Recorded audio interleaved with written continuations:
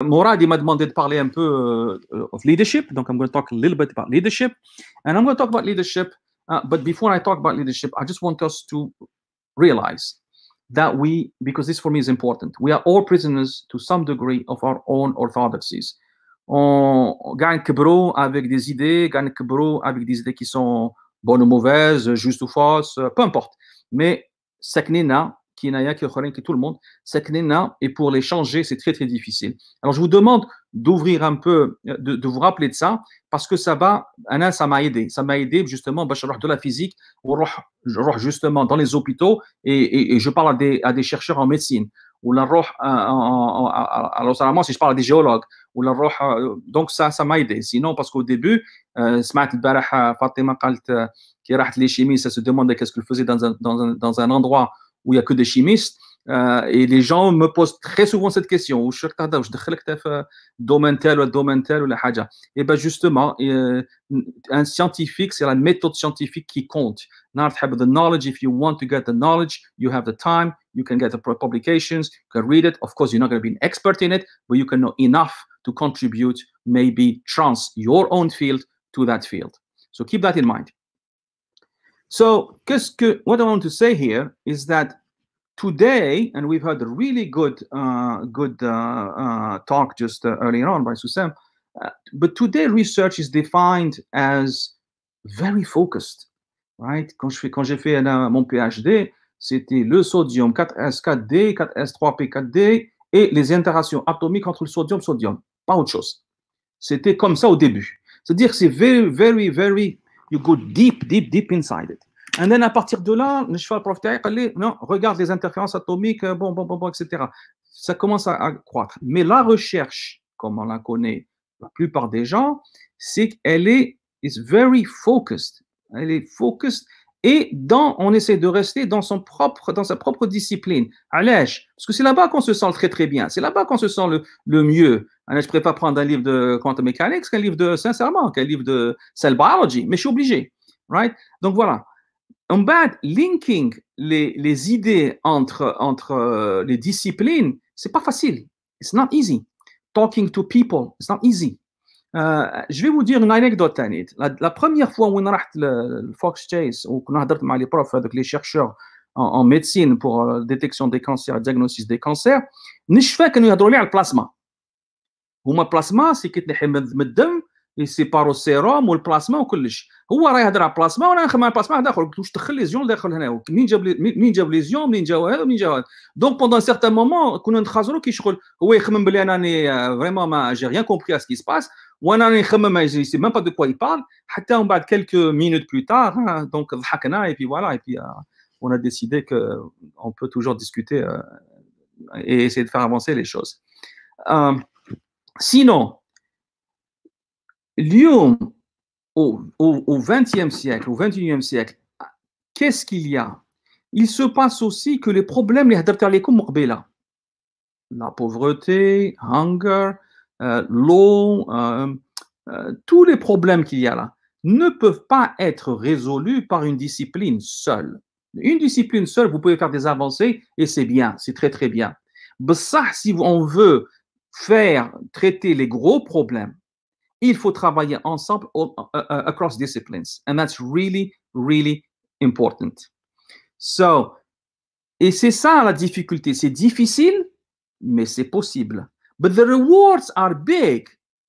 If you spend time, si vous prenez un temps, et vous prenez ce que vous avez appris, je prends l'exemple de Noah al-Barih, ou Mohamed, ce qu'il a appris, ou en électronique, ou en AI, ou il a en solar energy, ou peu importe. Oui, il يهدر peut-être avec un domaine qui lui est totalement unfamiliar today. He spends time to work on it. It won't be overnight.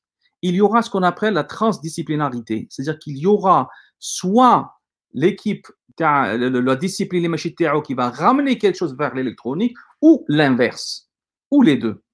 Et ça se passe. Mais ce que je veux vous dire, Lyon, c'est que ça, c'est très, très important. Je parle de depth, but also transverse knowledge. Soussam قبيلة قالت لكم هنا aux États-Unis, une des choses اللي مليحة, et je suis d'accord avec elle, c'est que les étudiants, les étudiantes, يديروا general knowledge, يتعلموا حاجة. احنا اللي يديروا, انا نجوا اللي يديروا médecine راهم يديروا urban crowding, urban policy. كاينين bon, un de mes profs de physique, un des profs كان دار par exemple physique et there at the same time Japanese literature, etc. Well, he got the Nobel Prize eventually. So these things happen. So c'est pas impossible. حنا تربينا باللي سي impossible. تربينا, c'est pour ça que je vous dis نبدلوا لازم كاع نبدلوا شويه l'orthodoxie تاعنا. Et des fois نتعلموا حوايج des autres disciplines qui nous valent qui peuvent valoir beaucoup de choses.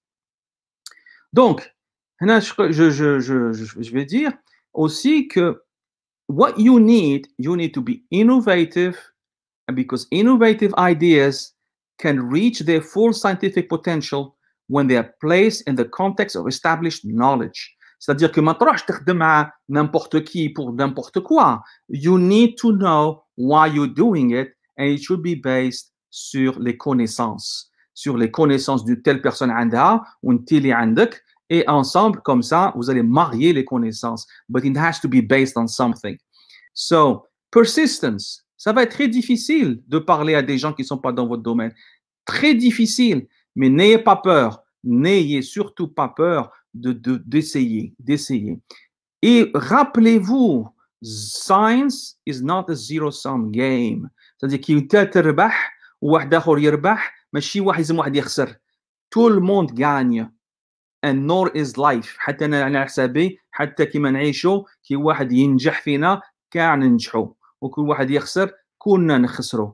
Donc science is not a zero-sum game, et la vie non plus is not a zero-sum game.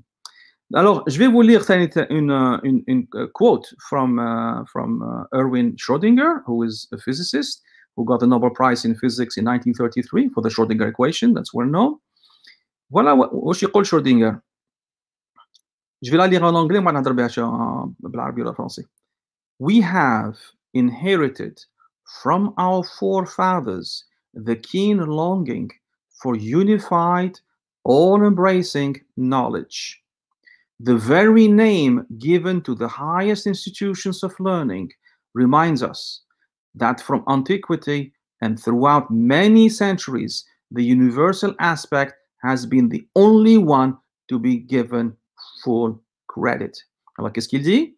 Il يقول que من عند جدودنا ومن عند اللي جاوا من قبلنا ومن عند اللي داروا knowledge, they had the knowledge before وكتبوه, etc.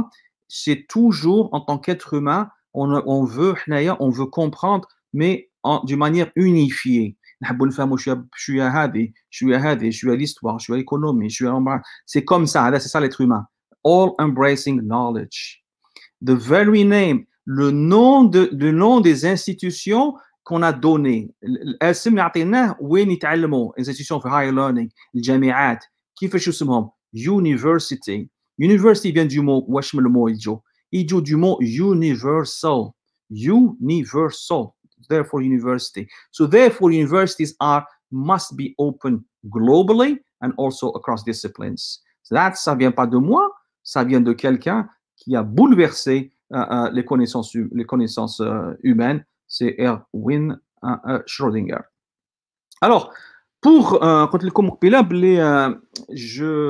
il faut voir en tant que scientifique, des fois quand كي نهضر مع اللي يخدموا معايا نقول لهم we do science of science, we do the science of science, we have to understand science.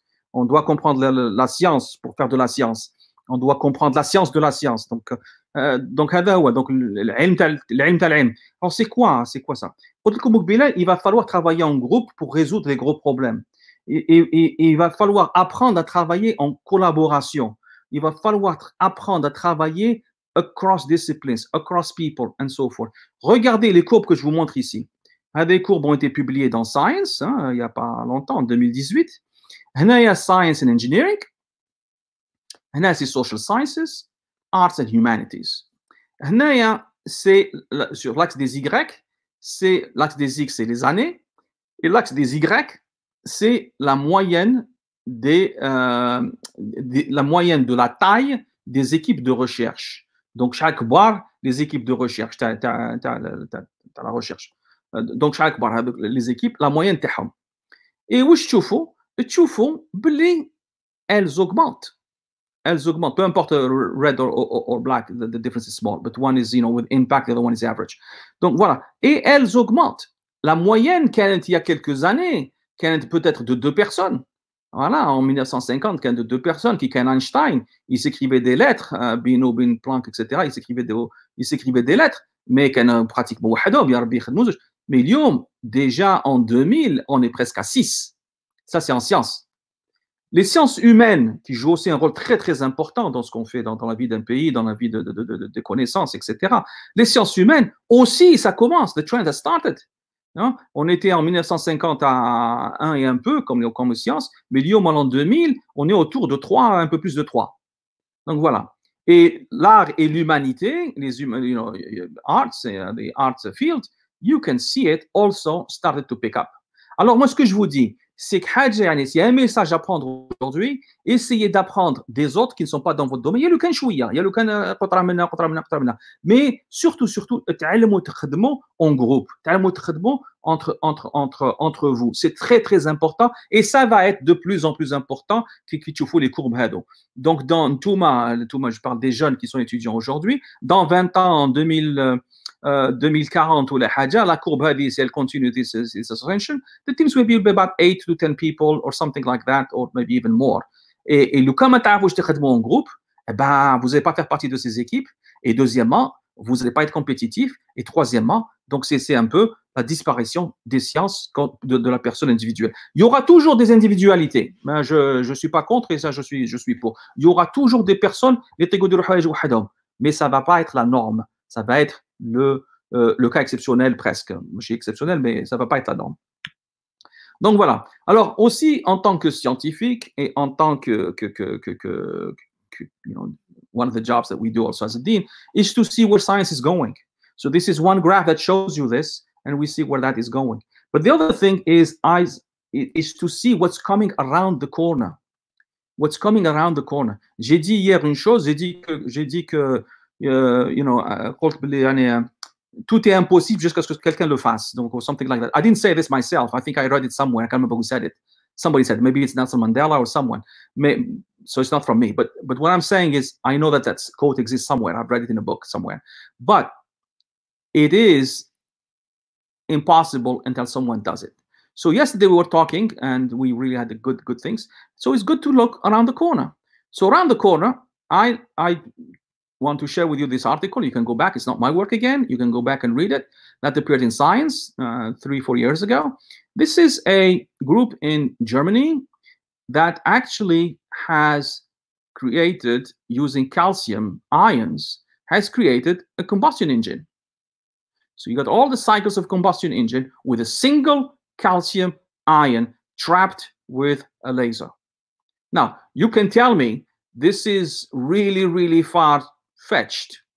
It's a tiny engine, single atom, trapped with an atom, so ion trapping, and then creating a cavity, and it acts as an engine. It takes thermal energy from the laser, and it gives mechanical energy.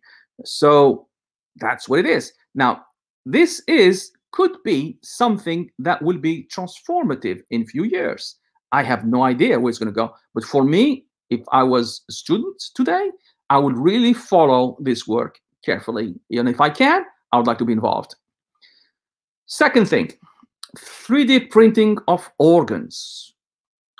As you know, 3D printing is big. It's a big business right now. You can 3D print almost anything you wish.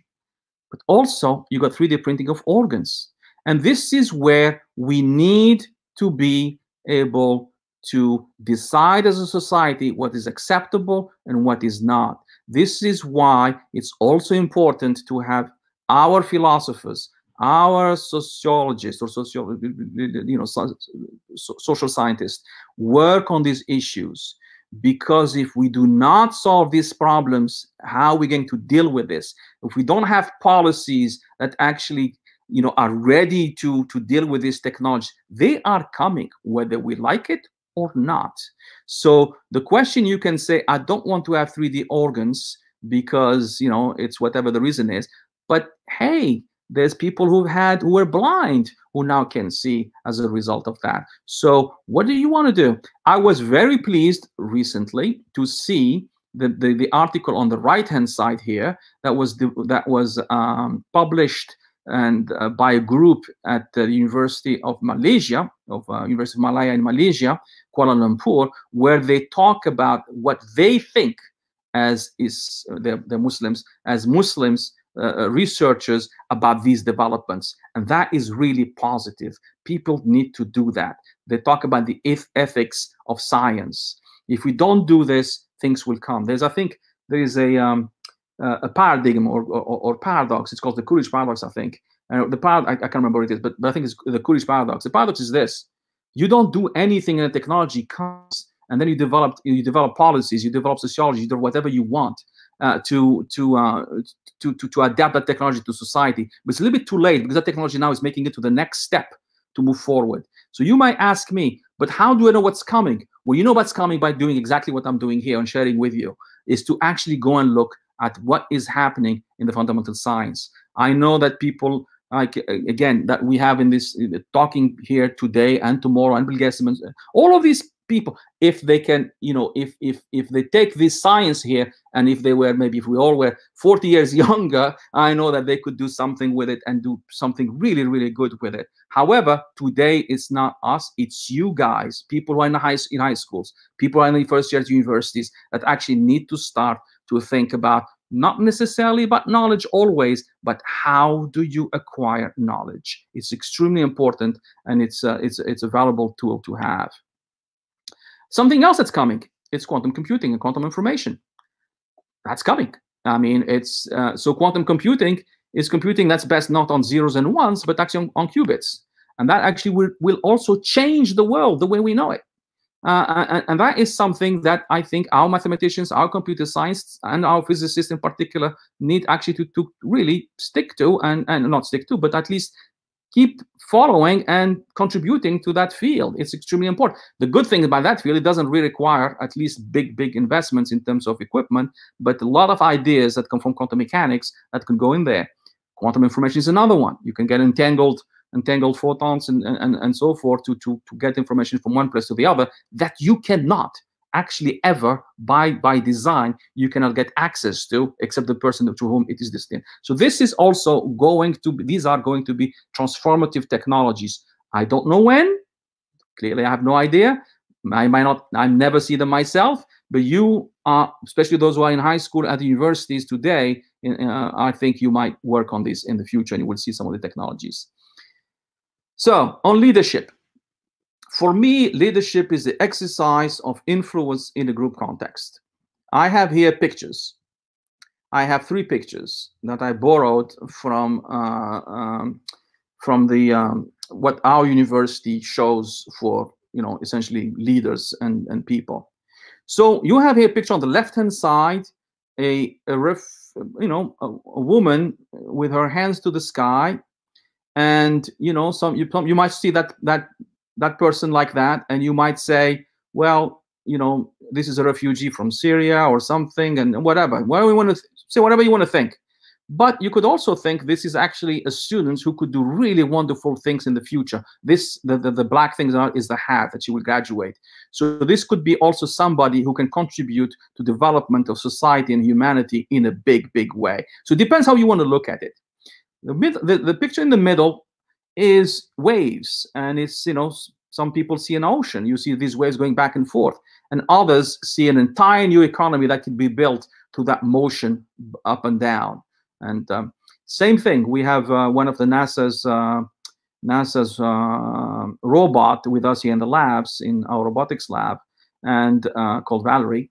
And Valerie, you can see it like this, but students can work also on sending Valerie to Mars if we want ever a welcoming committee for people who want to go to Mars. So that's actually a project that students are working on. So so for me, to go back to the leader, is you need to see things that maybe people do not see.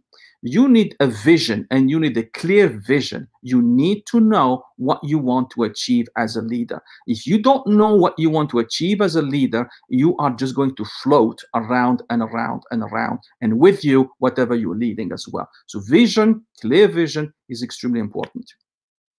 I have just listed here really fast what I thought good leaders, what characteristics they have. Leaders for me have the power to do significant harm, but they have also the power to do significant good. Sorry, I put harm twice. Significant good, sorry for harm twice. But also they can do substantial damage. But leaders have to be ethical. Number one, they have to be ethical. They have to have really high ethical standards. For me, good leaders have excellent, and truly mean excellent, analytical skills. They need to be able to understand data, and from data they need to be able to extract information, not just junk. So if data is wrong, then the information is going to be biased or whatever. So so having good data is extremely important, accurate data, precise data, and from there extract information that you can rely on, and from that information then you can actually extract knowledge that will give you policies, will give you decisions you want to make, and so forth.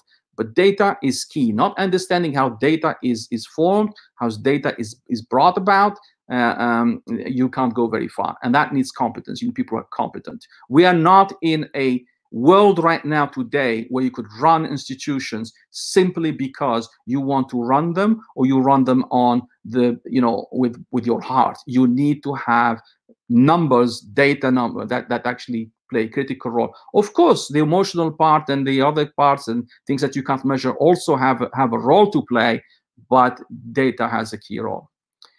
Good leaders, I said, put the light on. And what do I mean by that? I mean that good leaders are leaders that actually make sure that everybody around them is not in a vacuum. They are highlighted. They are shown. They are,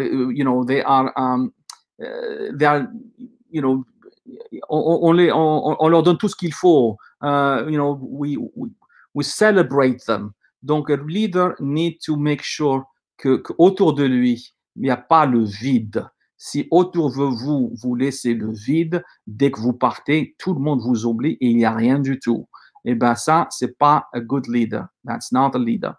A good leaders are prepared to serve others. Ils voient qu'est-ce qu'il y a de plus grand. يشوفوا كاين حاجة كبيرة. Like a leader تاع company, or in my case a college, whatever. You see that you have, so many people that you can serve. You need to focus on that as well. And that's important. So that's how you bring the trust. If you don't have that trust, forget it, right? So that's how the trust comes. I meet with students, open hours with students once every 3 weeks. And my associate deans also meet with them other times as well. So we meet with them to make sure we listen to them and we do what needs to be done. Good leaders have the ability to look around the corner. And I just gave you an example earlier on. As a leader in the College of Science, I have to see and figure out what's going on in science. Who should I be recruiting next? What areas should I be recruiting next? Should I be recruiting in an area that's medical physics, or should I be recruiting in an area that's human-robot interactions? Or because I don't have an infinite amount of money. So what's coming next? Where are the areas? So you need to understand what your field is. You need to understand what's very, very important. And if you keep doing the same thing you've done in the past, you're going to get the same conclusions you've had in the past. If you're going to the wall and you don't change anything, you keep going to the wall. So that's really important. Then also, good leaders have to be able to listen to diverse perspectives, especially in a complex world that we just talked about. So it's very important that you listen to everybody around you and have diverse inputs before you make decisions. And decisions, once you make them, then they're transparent, and also they are, self-governance. So everybody has participated in that decision. And you should not be rigid. You cannot be always right. There is no way. None of us is always right. At least I haven't met anyone who's always right. So we should always be open to new ideas, new way of thinking, new way of looking at things, new ways, always. And great leaders are life learners. You need to go to conferences. You need to keep learning. You need to keep reading. You need to keep talking to people and learn from the people who have things to give you. As I said before, ethics is very important and integrity is as well. So you need to be really, you need to do what you say you would do, unless there's really a reason that you can explain why you can't do it. Leaders also, I see some leaders sometimes, you need to accept evaluation, independent evaluation. You can definitely self-evaluate yourself, and that's fine, that's great. But you also need to have an external evaluation of people that don't depend on you, who you do not control, who actually evaluate you. That is a good leader and give you actually not just positives, tell you how you can improve yourself. You should also, as a leader or as anyone, as any human being, be respectful of everybody in your organization and around you, and everybody that works with you and for the organization. Let me just finish by saying this: a leader is not necessarily somebody who has a position. You could be a leader without having a position. Einstein, in my view, is a leader. He doesn't have a position. In fact, he's underground. He doesn't have any position, but he's a leader. He's a scientific leader, right? Just what he did, the way he thought, the way he approached problems, and so forth. Some people are also like that. They are just moral leaders. In my view, Nelson Mandela is one, and others. So we need to understand that position does not equate leadership, and leadership does not necessarily mean that you have to have a position. You can be a leader without a position. A moral leader for society, a philosopher, a writer, many people can be leaders without having to, an artist, without having to have a position, a formal position. So with that, I would like to show you this. I almost always show this. So I'm sorry if you've seen it many times, but I'm sorry because I love it. This is actually a painting that I saw in Istanbul when I visited Istanbul. And it shows, again, for those who have seen it, sorry, but it shows people who are moving as a tribe, moving together, moving in a coherent way, moving in a very, very well-planned way, on a very strong structure that you can see here. A very solid structure. They know where they're going, they know where they're coming from, and they know why they're going. That's the same with you. Time goes by underneath, the river is going underneath them. It goes the same way for everybody. Time is the same for you, same for me, irrespective of where you are. It's monotonous, it's boring, it's the same for everybody. So please use your time carefully, use your time wisely, know where you are, know where you come from, and know where you're going. And with that, I would like to finish. Thank you so much.